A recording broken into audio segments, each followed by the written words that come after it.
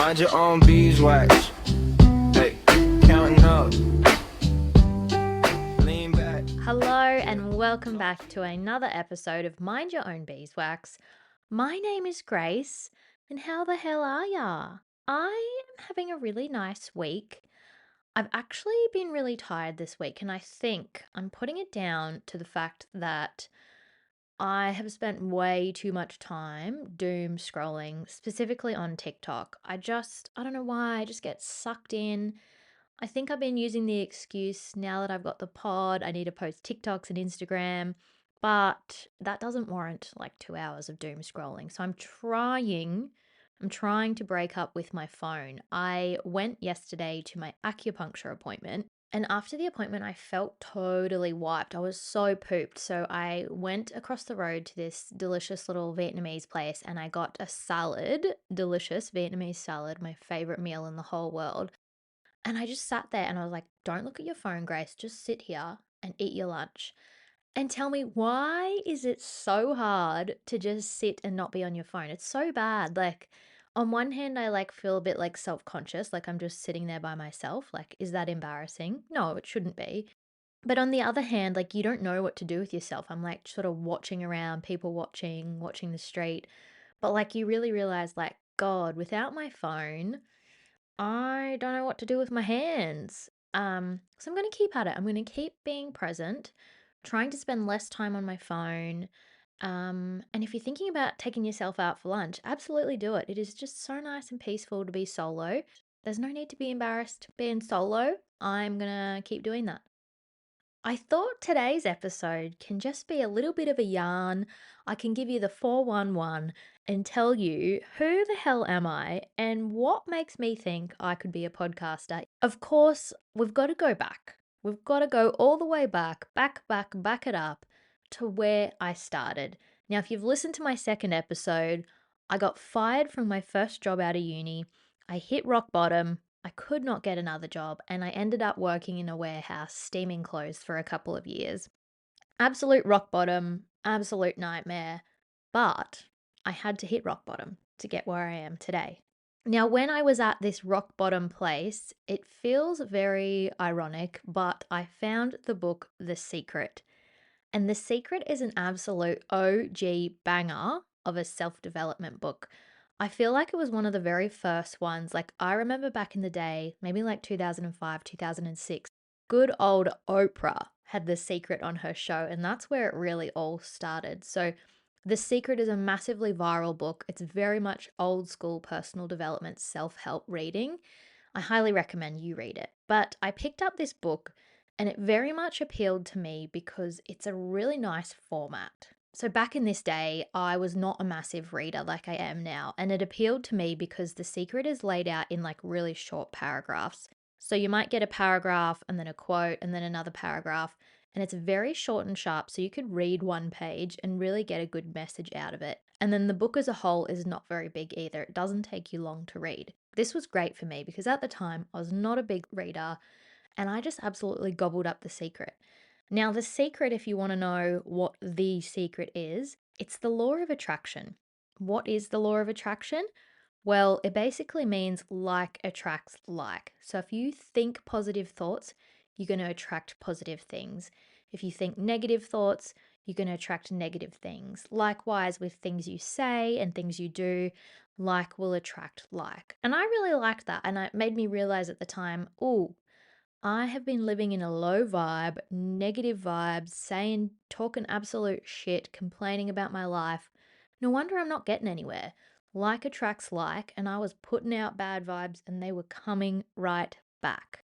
The second thing in The Secret that really connected with me was the perspective on gratitude. And gratitude was not something that I had vibed with at this point, but the book basically talks about how if you are not grateful for what you've got, you won't get anything more. And you sort of think about the universe as a person. If you're not grateful what they've already given you, they are not going to give you more.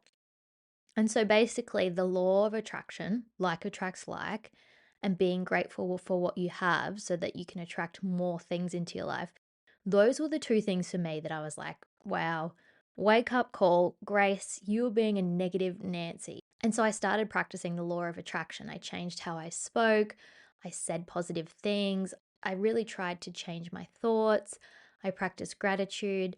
Now, from there, my self development journey just snowballed. I was gobbling up books, I'd started listening to podcasts. I was really just learning and diving deep into the world of self help. And I read so many amazing books and podcasts, but particularly I liked the podcast Manifestation Babe, and I really liked Georgie Stevenson's podcast Rise and Conquer. And I often found that I enjoyed the content, but I really could not connect with their extravagant manifestations. So, as I was listening to these podcasts, I was very much into manifesting, and I thought I really wanted to give manifesting a go. And both of these podcasts, they share great manifesting tips and tools. However, they are just so extravagant. Both of them would talk about manifesting seven-figured businesses, manifesting a Porsche, manifesting, a five-star holiday, flying first class, just really extravagant things. And little old me at the time, I was working full time, but I was on just a minimum wage. I didn't see how I could manifest those things. Like, obviously, believe in yourself, anything can happen. I could win the lotto, who knows? But like being realistic, I just didn't feel like I could manifest $1 million or a Porsche at that time. So I just was like, ugh, there was no content out there that was like realistic. Like no one was saying, hey, this is how you manifest $20. This is how you manifest a free coffee. So that sort of sat in the back of my mind. But I thought to myself, I'm going to have a crack. So I practiced the manifesting techniques and I did all the things that they said on their podcasts. I also at the time read this book, Get Rich Lucky Bitch. I love that title, but it was a book about manifesting money. So I was listening to these podcasts, reading this book, and I was like, right, I'm just going to have a go. And so for probably like a solid 2 weeks, I really did the money manifesting work. And you won't bloody believe it, but within 2 weeks, $600 was deposited into my account. $600. And that was more than I was earning a week at that point. So I was absolutely wrapped. And I just was like shouting from the rooftops. I was like, guys, manifesting works. I have just manifested $600. I then found a $10 note on the side of the road, which is crazy because I feel like we live in a cashless society. So finding $10, unbelievable. And then after I found my $10, I actually went into a like Mexican burrito store. And what do you bloody know? They had $5 burritos that day. So I ordered 2 burritos. And what did I pay with? The $10 note I found. So, girl math, that was free. How bloody good. And then later on that week, 2 people bought me a coffee. So, like 2 separate occasions, but 2 people bought me coffees. And I really realized I was like, hang on, this is that manifesting. I was putting it out into the universe that I was going to manifest. I wanted to manifest things. I was open to receiving. I got $600. I found $10 slash got 2 free burritos and I got 2 free coffees. And when I had that awareness, I was like, this is what I'm talking about. This is the manifesting that feels good to me. I didn't feel like I could manifest a Porsche. I didn't feel like I could manifest a 7-figure business.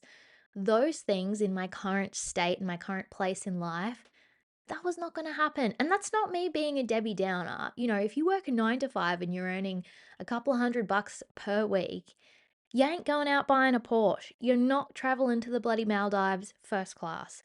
Let's be realistic. Those things can happen, yes, but you've got to do more than just working a 9 to 5, earning minimum wage. And so this just like lit a fire in my brain. I was like, yes, I can manifest. Why is nobody talking about manifesting things in a realistic way for the everyday person? So this kind of like really just like got me thinking and I was like there's got to be like something to it. And I remember at the time I was like should I write a book on this? Like should I write a book about manifesting $600 and a free coffee and a free burrito? And I just kind of like marinated on it. Now, kind of at the same time as this was all happening that I was really in the flow was that I got a new job.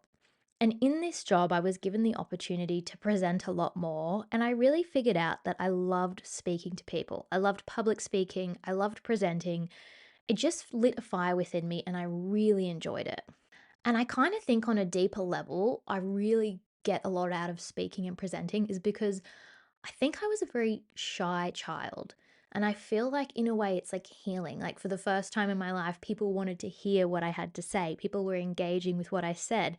And I just was so grateful. Like, when people listened to me, I just felt it in my heart. Like, it just was so nice. So I kind of had these two things. I found my love for speaking, I found my love for talking to people, and I sort of had connected with this gap in the market of why are people not talking about manifesting at a smaller scale? Now, at this point, it was 2024, and I have this note in my phone where I wrote down, should I start a podcast? And I was just on a walk. I can like remember the place I was on the walk, and I was like, oh, I'm going to write this in my phone so one day I can look back. So 2024, that is when I had my first idea. And honestly, I've just like thought about it every single day since. I think mid 2025, I just like was consumed by the thought, and I just was like, I've got to do this podcast. I have this idea. Things would happen in life, and I'm like, see, this would be such good podcast content. And I would tell people things that I'd manifested or that I'd done, and people were like, wow, that's great. Um, I don't know if anybody actually cared, but I cared. I was so excited and passionate about it. So I thought, nah, let's do it.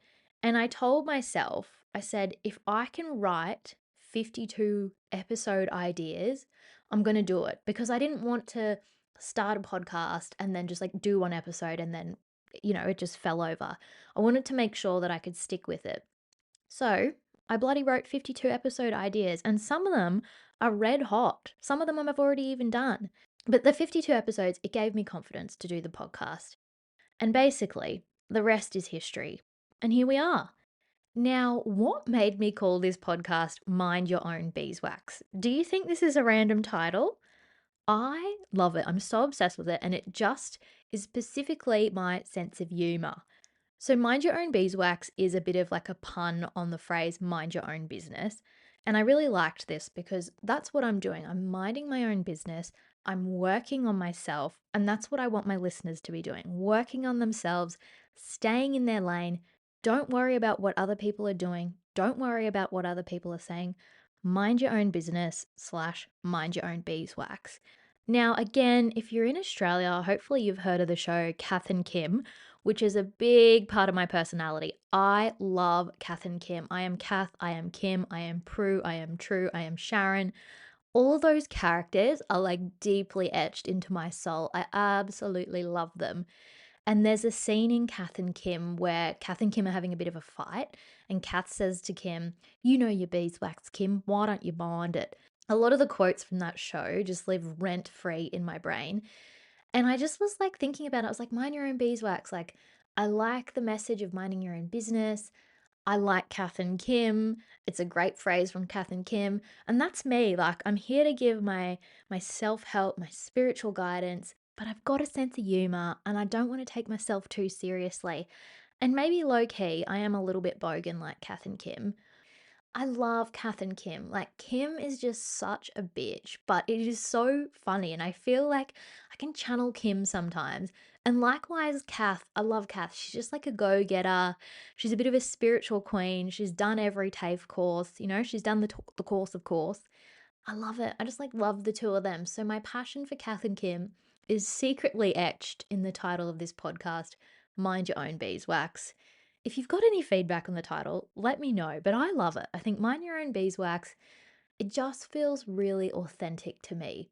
And that's what I want this podcast to be, is just me speaking my truth, being authentic, because that's all I can offer the world. There's a lot of these podcasts out there. There's a lot of books. Opinions are like assholes. Everybody's got one. Everyone's given their opinion online. All I can do is give mine, and hopefully you like what I've got to say. Now that's it. That is all I have to say today. It was a bit of a brain dump, a bit of a yarn, but hopefully it gives you some context on who the hell I am and what the hell I'm doing here. I have so many podcasts that I'm excited to bring you. I will definitely do a podcast on The Secret. I will definitely do a podcast on what is manifesting. Stick with it. Join me on this journey and let's change our lives together. Thank you so much for being here with me. I hope this podcast finds you at a time that you need it the most. And as always, love you. Bye. Mind your own beeswax.